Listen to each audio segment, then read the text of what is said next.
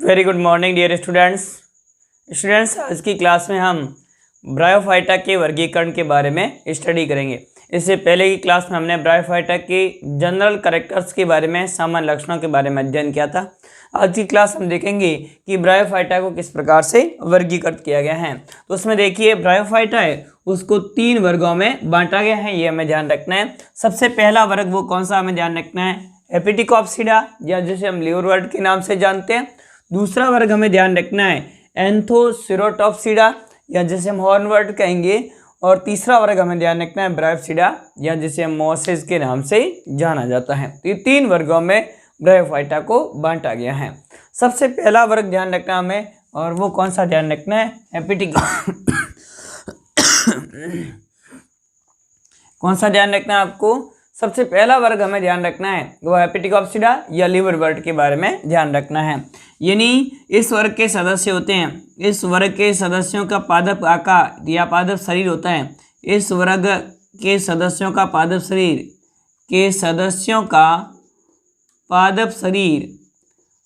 शरीर यकृत के समान होता है। पादप शरीर किसके समान होगा, तो आपको क्या ध्यान रखना है, यकृत के समान होता है। यकृत के समान होता है, इस कारण से इन्हें हम किस नाम से जानते हैं, लिवरवर्ट के नाम से जाना जाता है। तो ये हमें ध्यान रखना है। सबसे पहला वर्ग एपिटिकॉप्सिडा, इनके सदस्यों को लिवरवर्ट कहा जाता है क्योंकि इस वर्ग के सदस्य पादप होते हैं, उनके पादप शरीर होता है, उनका आकार किसके समान होगा, लीवर के समान होता है, यकृत के समान होता है, इसी कारण से इन्हें हम लिवरवर्ट कहते हैं। अब ध्यान दीजिए लिवरवर्ट है, इनमें पादप काय होता है वो कैसा होता है, थैलेसी होता है। पादप काय कैसा होगा, थैलेसी होता है, थैलस होता है। और थैलस का मतलब मैं पहले भी बता चुका हूँ, इनका पादप काय शरीर होगा वो कैसा होगा, थैलेसी। थैलेसी का मतलब होता है जड़ तना पत्ती में विभेदित नहीं होता है, यानी जड़ तना एवं पत्ती में विभेदित नहीं होता है, उसे हम क्या कहते हैं, थैलेसी कहते हैं। इसमें भी ऐसा ही होता है, परंतु उच्च वर्ग के सदस्य होते हैं उनमें क्या पाया जाता है, तो इनमें आप ध्यान दीजिए पत्ती समान संरचनाएं पाई जाती हैं, पत्ती एवं तने समान संरचनाएं पाई जाती हैं, समान संरचनाएं पाई जाती हैं। वास्तविक रूप से पत्ती जैसी संरचना नहीं होती हैं, परंतु आपको ध्यान रखना है इसमें जो तने और पत्ती समान संरचनाएं पाई जाती हैं। जैसे कि आप ध्यान दीजिए पोरेला का पादप होता है, उसमें आप देखिए तो आपको ध्यान रखना है पोरेला में पत्ती नुमा संरचनाएं पाई जाती हैं। तो पोरेला होगा उसमें अक्ष और पत्ती का विभेदन देखा जाता है। तो इस प्रकार से जिसमें सर्पिल रूप में पत्तियां उपस्थित होती हैं, अक्ष पर लगी हुई रहती हैं पत्तियां, और पत्तियां किस रूप में लगी हुई रहती हैं, सर्पिल रूप में लगी होती हैं। पोरेला की संरचना देखेंगे तो इस प्रकार से जो अक्ष है उस अक्ष पर क्या उपस्थित होती है, पत्तियां नमा संरचना उपस्थित होती हैं, जो कि 2 पंक्तियों में होती हैं, और दोनों पंक्ति एक दूसरे क्या होती हैं, सर्पिल रूप में व्यवस्थित होती हैं। तो इस प्रकार से सर्पिल क्रम में पत्तियां होती हैं, वे व्यवस्थित होती हैं। तो ये इस प्रकार से उदाहरण ध्यान रखना, इनका सदस्य पोरेला जिसके अंदर क्या उपस्थित होती है, पत्ती समान संरचनाएं उपस्थित होती हैं। अब ध्यान दीजिए कि इनमें आपको ध्यान रखना है जड़ तना पत्ती का विभेदन नहीं, परंतु आप ध्यान दीजिए इसमें क्या पाए जाते हैं, तो आपको ध्यान रखना इनके जो मुख्य पादप शरीर होता है वो युग्मकोद्भिद होता है, और युग्मकोद्भिद पादप शरीर होता है उस पर क्या पाए जाते हैं, मूलाभास पाए जाते हैं और सल्क पाए जाते हैं। तो इसमें क्या पाए जाएंगे, मूलाभास। ये दिख रहे हैं, ये इस प्रकार से आपको ध्यान रखना है, इसमें क्या उपस्थित होते हैं, मूलाभास। इनका पादप शरीर होता है वह आपको ध्यान रखना है, इनका पादप शरीर होगा पृष्ठ और अधर पद सतह में विभेदित होता है। यानी पादप शरीर कैसा होगा, पृष्ठाधारी होता है, पृष्ठ और अधर सतह में विभेदित होता है, पृष्ठाधारी होता है एवं किस प्रकार का होगा, चपटा होता है। तो इनका पादप शरीर होगा पृष्ठाधारी और चपटा होता है, तथा इनका पादप शरीर होता है उस पर मूलाभास पाए जाते हैं एवं क्या पाए जाते हैं, सल्क पाए जाते हैं। तो इसमें मूलाभास पाए जाएंगे और क्या उपस्थित होंगे, सल्क उपस्थित होते हैं। मूलाभास होते हैं वे एक कोशिकीय होते हैं। इनमें मूलाभास किस प्रकार के होंगे, तो आप ध्यान दीजिए इसमें मूलाभास होते हैं एक कोशिकीय होते हैं और अशाखित होते हैं। तो इनके अंदर मूलाभास पाए जाते हैं जो कि एक कोशिकीय होते हैं, कैसे होते हैं, अशाखित होते हैं। जबकि इसमें सल्क उपस्थित होते हैं वो बहुकोशिक होते हैं। ध्यान रखना आपको कि इसके अंदर सल्क होंगे वो किस प्रकार के होंगे, बहुकोशिकीय होंगे, जबकि मूलाभास होते हैं वे एक कोशिकीय होते हैं और कैसे होते हैं, अशाखित होते हैं। ये हमें ध्यान रखना है। मूलाभास होते हैं वे कौन सी सतह पर पाए जाते हैं, तो आप क्या ध्यान दीजिए, अधर सतह पर उपस्थित होते हैं, अधर सतह पर उपस्थित होते हैं। तो ये मूलाभास होंगे वह अधर सतह पर उपस्थित होते हैं, जल एवं खनिज लवणों के अवशोषण का कार्य भी करते हैं, क्योंकि इसमें जड़ें अनुपस्थित होती हैं। जल और खनिज लवणों का अवशोषण का कार्य कौन करेंगे, मूलाभास करते हैं। सल्क होते हैं, ये कैसे होते हैं, बहुकोशिकीय होते हैं, और ये कहाँ पर उपस्थित है, पार्श्व में उपस्थित होते हैं, पार्श्व में एवं आपको ध्यान रखना है, पार्श्व में उपस्थित होते हैं एवं साथ में कहाँ पर उपस्थित होते हैं, तो आपको देखना है शीर्ष पर उपस्थित होते हैं। शीर्ष जो पोर होते हैं, शीर्ष छिद्र होते हैं, उस शीर्ष छिद्र पर उपस्थित होते हैं। तो इस प्रकार से शीर्ष पर उपस्थित छिद्र होते हैं वहाँ पर भी उपस्थित होते हैं, और साथ में आपको ध्यान रखना है पार्श्व में उपस्थित होते हैं। तो इनमें जो सल्क होंगे वो बहुकोशिकीय होंगे और पार्श्व में उपस्थित होते हैं और शीर्ष पर उपस्थित होते हैं, शीर्ष पर होंगे और साथ में कहाँ पर उपस्थित हैं, पार्श्व में उपस्थित होते हैं। ये संरचना जो दिखाई दे रही है उसे हम क्या कहते हैं, तो आपको ध्यान रखना है सल्क कहा जाता है। तो इसमें सल्क उपस्थित होते हैं और साथ में क्या उपस्थित होते हैं, मूलाभास उपस्थित होते हैं। मूलाभास कैसे होंगे, एक कोशिकीय होते हैं, अशाखित होते हैं और अधर सतह पर उपस्थित होते हैं, जिनकी सहायता से अधर स्तर से जुड़ा हुआ रहता है एवं खनिज एवं जल का अवशोषण करता है। इसमें सल्क होते हैं वे बहुकोशिकीय होते हैं, पार्श्व में उपस्थित होते हैं या शीर्ष पर उपस्थित होते हैं, या शीर्ष छिद्र होता है वहाँ पर उपस्थित होते हैं। तो इस प्रकार से हमें इनमें उपस्थित सल्क और मूलाभास के बारे में ध्यान रखना है। और इनमें पत्ती समान संरचनाएं किसमें पाई जाती है, पोरेला में उपस्थित होती है, बाकी में पत्ती समान संरचनाएं नहीं होती है। तो पोरेला और प्लेजियोकाजमा होता है उसके अंदर पत्ती समान संरचनाएं उपस्थित हो सकती है, और पत्ती समान जो संरचनाएं होती है वो सर्पिल रूप में पत्तियां पोरेला के अंदर देखी जाती है। तो ये हमें ध्यान रखना है। फिर उसके बाद में ध्यान दीजिए, तो आपको ध्यान रखना है इसमें अलैंगिक जनन किस प्रकार से होता है, लैंगिक जनन किस प्रकार से होता है। तो आप ध्यान दीजिए इसमें अलैंगिक जनन होता है, वह अलैंगिक जनन होगा वो किस किस के माध्यम से, दो विधि के माध्यम से होता है। एक तो किसके माध्यम से होता है, खंडन के द्वारा होता है, और दूसरी विधि आपको ध्यान रखना है गैमी के द्वारा होता है। ये यानी आपको क्या ध्यान रखना है, इनके अंदर जो अलैंगिक जनन होगा वह अलैंगिक जनन खंडन या विखंडन के द्वारा होता है, और आप ध्यान दीजिए गैमी द्वारा होता है। तो ये हमें दो प्रकार से इसमें क्या देखा जाता है, अलैंगिक जनन देखा जाता है। अलैंगिक जनन खंडन के द्वारा होता है, उसमें थैलस टूट करके कई खंडों में बढ़ जाता है और प्रत्येक खंड नए थैलस का निर्माण कर लेता है, तो उसे हम खंडन कहेंगे। जबकि दूसरा जनन का अलैंगिक जनन का प्रकार गैमी द्वारा। इसमें आप क्या ध्यान दीजिए, तो आपको ध्यान रखना है मार्केंसिया में इस प्रकार का देखा जाता है, और मार्केंसिया में एक कप समान संरचना दिखाई देती है या कप समान संरचना बनती है, जिसे हम क्या कहते हैं, जेमा कप कहा जाता है। और जेमा कप का निर्माण होगा, और जेमा कप के अंदर एक आपको ध्यान रखना है हरी बहुकोशिक संरचना का निर्माण होगा। हरी बहुकोशिक संरचना बनती है, और हरी बहुकोशिक अशाखित संरचना बनती है या बहुकोशिक संरचना बनेगी, उसे हम क्या कहेंगे, जेमी कहेंगे। और जेमी होती हैं, यही आपको कई बार गैमी लिख दिया जाता है, ये गैमी है वह अलग होकर के पृथक होकर और नए थैलस का निर्माण कर लेती हैं। तो इसमें अलैंगिक जनन होगा वो दो विधि के माध्यम से होता है, या तो किसके माध्यम से, खंडन के द्वारा होता है, ये अधिकांश में देखा जाता है, और गैमी के द्वारा मुख्य रूप से किसमें देखा जाता है, मार्केंसिया में इस प्रकार का देखा जाता है। मार्केंसिया के अंदर आप देखेंगे तो किसका निर्माण होगा, गैमा कप का निर्माण होगा, और इसके अंदर जो गैमा कप बनता है उस गैमा कप के अंदर हरी बहुकोशिकीय अलैंगिक संरचना उपस्थित होती है, जिसे हम गैमी कहते हैं, और ये गैमी होती है मुख्य थैलस से अलग होकर के और नए पादप का निर्माण कर लेती हैं। तो ये इस प्रकार से आपको ध्यान रखना है, इसमें अलैंगिक जनन होता है। फिर उसके बाद में ध्यान दीजिए इसमें लैंगिक जनन किस प्रकार से होता है। तो आप ध्यान दीजिए कि लैंगिक जनन होता है उसमें आपको ध्यान रखना है नर जननांग और मादा जननांग दोनों इसमें उपस्थित होते हैं। ये नर जननांग का निर्माण होगा और किसका निर्माण होगा, मादा जननांग का। और नर जननांग के रूप में कौन बनता है, तो आपको क्या ध्यान रखना है, नर जननांग के रूप में बनते हैं वो पुंधानी बनती हैं। नर जननांग के रूप में क्या बनेगा, पुंधानी। और मादा जननांग के रूप में किसका निर्माण होता है, स्त्रीधानी का निर्माण होता है। तो नर जननांग के रूप में क्या बनेगी, पुंधानी, और मादा जननांग के रूप में किसका निर्माण होगा, स्त्रीधानी का निर्माण होता है। इसमें पुंधानी और स्त्रीधानी दोनों एक ही थैलस पर उपस्थित होती हैं, एक ही थैलस पर उपस्थित होती हैं, तो उसे हम एक लिंगाश्री। एक ही थैलस पर होगी तो उसे हम क्या कहेंगे, तो आप क्या ध्यान दीजिए, एक ही थैलस पर उपस्थित है तो ये हमें ध्यान रखना है एक लिंगाश्री, या जिसे हम क्या कहेंगे, एक लिंगाश्री कहेंगे। और अगर आपको ध्यान रखना है अलग अलग थैलस पर उपस्थित है, भिन्न भिन्न थैलस पर उपस्थित है, तो उसे हम क्या कहते हैं, तो आपको ध्यान रखना है, एक ही थैलस पर उपस्थित है उसे हम उभयलिंगीय स्त्री कहेंगे, उसे हम उभयलिंगीय स्त्री कहेंगे। और भिन्न भिन्न थैलस पर उपस्थित तो उसे हम क्या कहेंगे, एक लिंगीय स्त्री। केवल एक ही, या तो स्त्रीधानी उपस्थित होगी या पुंधानी उपस्थित होगी, तो उसे हम एक लिंगीय स्त्री कहा जाता है। तो उभयलिंगीय स्त्री, या जिसे हम इंग्लिश में क्या कहेंगे, मोनोसियस कहा जाता है, ये भी अच्छे से ध्यान रखना है। जबकि एक लिंगीय स्त्री होते हैं उसे हम क्या कहेंगे, डायोसियस कहा जाता है, डायोसियस। तो इस प्रकार से यहाँ तो कैसे होंगे, डायोसियस, यहाँ किस प्रकार के होते हैं, मोनोसियस प्रकार के होते हैं। तो ये दो प्रकार के इसमें हो सकते हैं।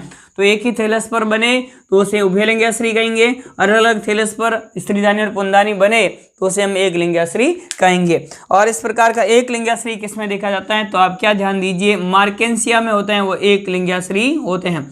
मार्केंसिया में किस प्रकार के होंगे, एक लिंगीय स्त्री होते हैं। जबकि आप ध्यान दीजिए तो रिक्सिया होता है, उसके अंदर उभयलिंगीय स्त्री होते हैं, यानी पुंधानी और स्त्रीधानी दोनों एक ही थैलस पर बनते हैं। तो ये इस प्रकार से हमें ध्यान रखना है।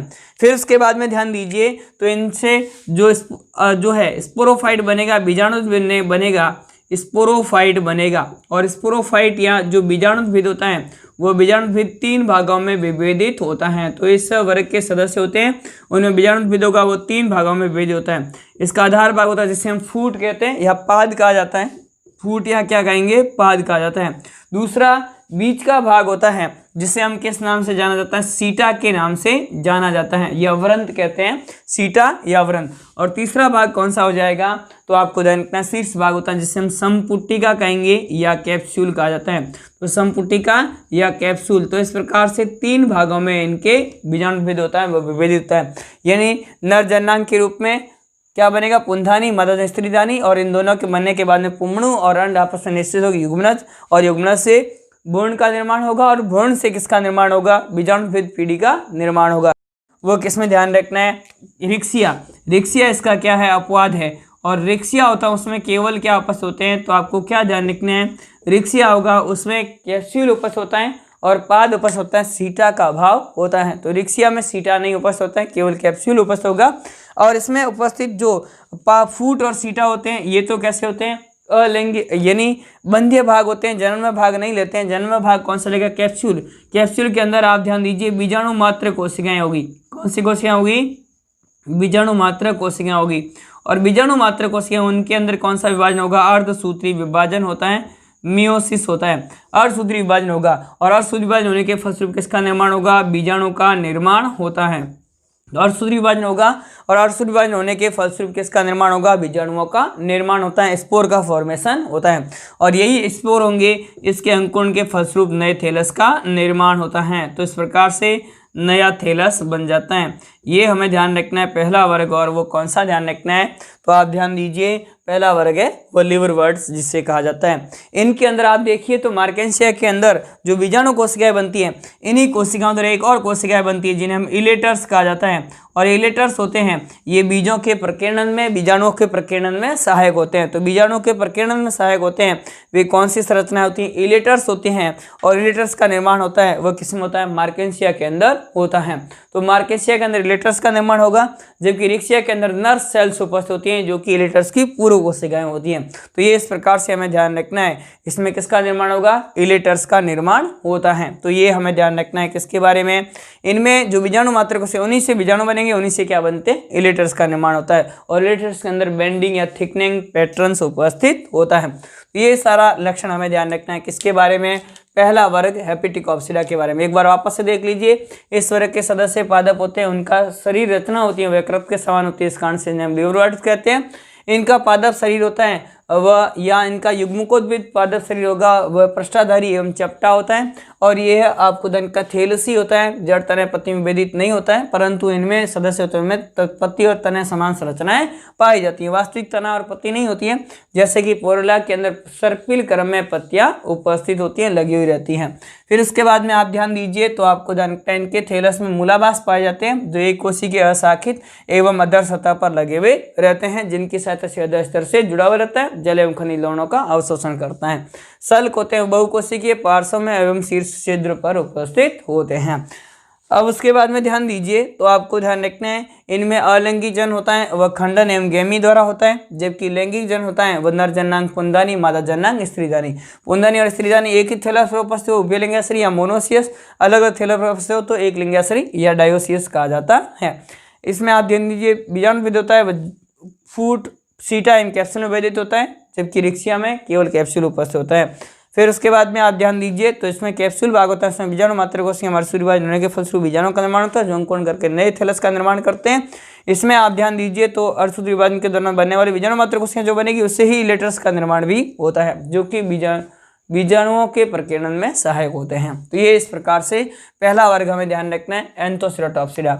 अब ध्यान दीजिए दूसरा वर्ग हम देखते हैं, और एंथोसेराटोप्सिडा के बाद में दूसरा वर्ग कौन सा है, तो दूसरा वर्ग हमें इसमें ध्यान रखना है एंथोसेराटोप्सिडा। तो एंथोसेराटोप्सिडा या जिसे हम हॉर्नवर्ट के नाम से जाना जाता है, इसमें भी ध्यान दीजिए थैलस होता है वह किस प्रकार का होता है। तो इसमें देखिए आप थैलस होता है वह थैलस कैसा होगा या पादप शरीर कैसा होगा, पादप शरीर थैलसी होता है। इनमें भी पादप शरीर कैसा होगा, थैलसी होता है, ये हमें ध्यान रखना है, जड़ तना पत्ती में विभेदित नहीं होता है। तो पादप शरीर कैसा होगा, थैलसी होता है, ये हमें ध्यान रखना है। एवं आप ध्यान दीजिए, तो इनका पादप शरीर होता है उस पर क्या पाए जाते हैं, तो आपको ध्यान रखना है इसमें भी मूलाभास पाए जाते हैं। मूलाभास तो उपस्थित होते हैं, परंतु आप ध्यान दीजिए यहाँ पर जो सल्क होते हैं वे नहीं पाए जाते हैं। सल्क होते हैं वे कैसे होते हैं, अनुपस्थित होते हैं। तो आप ध्यान दीजिए इनके थैलस में अदर सतह पर मूलाभास पाए जाते हैं, परंतु सल्कों का यहाँ पर क्या होता है, अभाव होता है, सल्क नहीं पाए जाते हैं। मूलाभास होते हैं ये किस प्रकार के होते हैं, तो आपको क्या ध्यान रखना है, इसके अंदर मूलाभास होंगे वे एक कोशिकीय होते हैं, यूनिसेलुलर होते हैं। तो इनके अंदर मूलाभास उपस्थित होंगे, परंतु मूलाभास किस प्रकार के होते हैं, एक कोशिकीय या यूनिसेलुलर प्रकार के होते हैं। तो एक कोशिकीय मूलाभास उपस्थित होते हैं। फिर उसके बाद में ध्यान दीजिए कि इसमें मूलाभास होते हैं वे किस प्रकार के होते हैं, अशाखित प्रकार के होते हैं। तो मूलाभास होंगे वो किस प्रकार के होते हैं, अशाखित प्रकार के मूलाभास इसमें देखे जाते हैं। तो मूलाभास उपस्थित होंगे एक कोशिकीय और अशाखित होते हैं, जबकि सल्क अनुपस्थित होते हैं। फिर उसके बाद में आप ध्यान दीजिए नर जनांग पुंदानी, मादा जनांग अंडधानी बनेगा, जनन होगा वह आपको ध्यान रखना है खंडन के माध्यम से होता है। फिर उसके बाद में ध्यान दीजिए, तो इसमें स्पोरोफाइट बनेगा, जो लक्षण इंपॉर्टेंट है वही हमें ध्यान रखना है। स्पोरोफाइट बनता है वह स्पोरोफाइट भी कितने भागों में विभाजित होता है, दो मुख्य भागों में विभाजित होता है। एक तो आपको ध्यान रखना है फूट या पाद में विभाजित होता है, और दूसरा भाग होता है वो कौन सा होता है, कैप्सूल होता है। तो इस प्रकार से कैप्सूल या संपुटिका। तो आप क्या ध्यान दीजिए कि इन पादपों के अंदर जो स्पोरोफाइट होता है, बीजाणुभिद होता है, वह किस प्रकार का होता है, तो ये आपको ध्यान रखना है कैप्सूल एवं संपुटिका या फूट और पाद में विभेदित होता है। इसमें स्पोरोफाइट्स होता है वो अर्ध परजीवी होता है, ये इंपॉर्टेंट लक्षण ध्यान रखना है, इसमें अर्ध परजीवी होता है। यहाँ तो जो मार्केंसिया है उसके अंदर आप देखेंगे तो स्पोरोफाइट पूरा है वह किस पर आधारित है, थैलस पर उपस्थित होता है, ये स्वपोषी नहीं होता है। परंतु यहाँ आप क्या ध्यान दीजिए अर्ध परजीवी होता है, यानी प्रकाश संश्लेषण कर सकता है, अपने भोजन का निर्माण स्वयं कर सकता है। तो प्रकाश संश्लेषण सॉरी, यहाँ पर आप ध्यान दीजिए, तो आपको क्या ध्यान रखना है, इनके अंदर बीजाणुभिद होगा वह प्रकाश संश्लेषी होता है, यानी प्रकाश संश्लेषण करता है, ये हमें ध्यान रखना है। तथा आप ध्यान दीजिए, तो जल एवं आपको ध्यान रखना है आश्रय प्राप्त करने के लिए क्या करता है, युग्मकोद्भिद पर निर्भर होता है। आश्रय किस पर करता है, युग्मकोद्भिद पर करता है। तो युग्मकोद्भिद पर किसके लिए निर्भर रहता है, जल एवं आश्रय प्रदान करने के लिए प्रकाश संश्लेषी होता है और भोजन निर्माण स्वयं करता है। तो इस प्रकार से प्रकाश संश्लेषण करके भोजन निर्माण तो अपना स्वयं करता है, जबकि जल एवं आश्रय के लिए यह युग्मकोद्भिद पर निर्भर होता है। तो इसके अंदर आप ध्यान दीजिए, तो बीजाणुभिद होता है वह किस प्रकार का होता है, तो अर्ध परजीवी प्रकार का होता है, ये हमें ध्यान रखना है। यानी बीजाणुभिद होगा वो भोजन के लिए किस पर निर्भर रहेगा, तो आपको ध्यान रखना है स्वयं पर, जबकि जल एवं आश्रय के लिए युग्मकोद्भिद पर निर्भर होता है, ये हमें ध्यान रखना है। स्पोरोफाइट में आप ध्यान दीजिए, जो कैप्सूल होता है कैप्सूल के नीचे विभज्योतक पाया जाता है। कैप्सूल के नीचे क्या पाया जाता है, विभज्योतक उपस्थित होता है। ध्यान दीजिए विभज्योतक उत्तक उपस्थित होता है, यानी मेरिस्टेमेटिक टिश्यू उपस्थित, वह टिश्यू जो कि लगातार विभाजनशील कोशिकाओं से बना होता है उसे हम विभज्योतक कहते हैं। यानी जिनकी कोशिकाएं लगातार रूप से क्या होती जाएगी, विभाजन करती जाती हैं, उन्हें हम किस नाम से जाना जाता है, विभज्योतक के नाम से जाना जाता है, मेरिस्टेमेटिक टिश्यू के नाम से जाना जाता है। इसमें जो बीजाणुद्वीद होता है उस बीजाणुद्वीद में कैप्सूल के नीचे का भाग होता है वह कैसा होता है, मेरिस्टेमेटिक होता है, विभेदक युक्त होता है और जिसमें लगातार वृद्धि होती है, जिसमें लगातार वृद्धि होती रहती है, जिसमें लगातार क्या होती रहेगी, लगातार वृद्धि होती है, जिसके कारण से इसका जो आपको ध्यान रखना है बीजाणु होता है वो लगातार वृद्धि करता रहता है और लगातार वृद्धि करने के कारण से यह आपको ध्यान रखना है जिस प्रकार से जो पशु होते हैं उनके अंदर सींग होते हैं वे सींग जड़ों से लगातार वृद्धि करते रहते हैं, जीवन पर्यंत वृद्धि करते रहते हैं, तो इस कारण से उनमें सींग बढ़ते रहते हैं, जानवरों में हम देखते हैं। तो ऐसा ही यहाँ देखा जाता है। यहाँ क्या होता है तो आपको क्या ध्यान रखना है, इसमें विविधता का उत्पादक उपस्थित है जिसके कारण से उसकी जो जानवरों में सींग होते हैं पशुओं में सींग के समान लगातार वृद्धि होती रहती है। इसी कारण से इसे एक टर्म दिया जाता है हॉर्न वर्ड। हॉर्न वर्ड का मतलब, हॉर्न का मतलब क्या हुआ, सींग, और वर्ड का मतलब ऐसे पादप जो कि सींग के समान होते हैं, सींग के समान वृद्धि करते हैं। इस कारण से इसे हम किस नाम से जाना जाता है, हॉर्न वर्ड्स के नाम से जाना जाता है। तो आप क्या ध्यान दीजिए कि जो एंथोसेरोटॉप्सिडा के सदस्य होते हैं उन्हें हॉर्न वर्ड्स क्यों कहा जाता है, क्योंकि इसमें कैप्सूल के नीचे कौन सा उत्तक उपस्थित होता है, विभुजोतक उत्तक उपस्थित होता है जिसमें लगातार वृद्धि होती है, जिसके कारण से जिस प्रकार से जानवरों में सींग में वृद्धि होती है उसी प्रकार से वृद्धि होती है, इस कारण से इसे हम हॉर्न वर्ड्स के नाम से जानते हैं। तो ये हमें इस प्रकार से ध्यान रखना है किसके बारे में, हॉर्न वर्ड्स। इसमें भी इलेटर्स बनते हैं परंतु इलेटर्स होते हैं उन्हें हम स्यूडो इलेटर्स कहा जाता है। इसमें इलेटर्स बनेंगे उसे हम किस नाम से जाना जाता है, आभासी इलेटर्स कहा जाता है, स्यूडो इलेटर्स कहा जाता है। तो इसके अंदर इलेटर्स बनेंगे उन्हें आभासी इलेटर्स कहते हैं, क्योंकि इनके अंदर जो इलेटर्स बनते हैं वे बीजाणु बनाने वाली कोशिकाओं से नहीं बनते हैं। जैसे पुंधानी और स्त्रीधानी बनेंगे और पुंधानी और स्त्रीधानी बनने के बाद में जो पुण्य और जो बनेंगे उसके बाद में अंड और उसमें निषेचन होने के फलस्वरूप युग्मनज, युग्मनज से भ्रूण या एम्ब्रियो का निर्माण, भ्रूण और एम्ब्रियो बनने के बाद में उससे बीजाणु मात्र कोशिकाएं बनेंगी और बीजाणु मात्र कोशिकाओं से बीजाणु बनेंगे। परंतु स्यूडो इलेटर्स होते हैं वो अन्य कोशिकाओं से बनते हैं, यानी बीजाणु मात्र कोशिकाओं से इलेटर्स नहीं बनेंगे, अन्य कोशिकाओं से बनेंगे।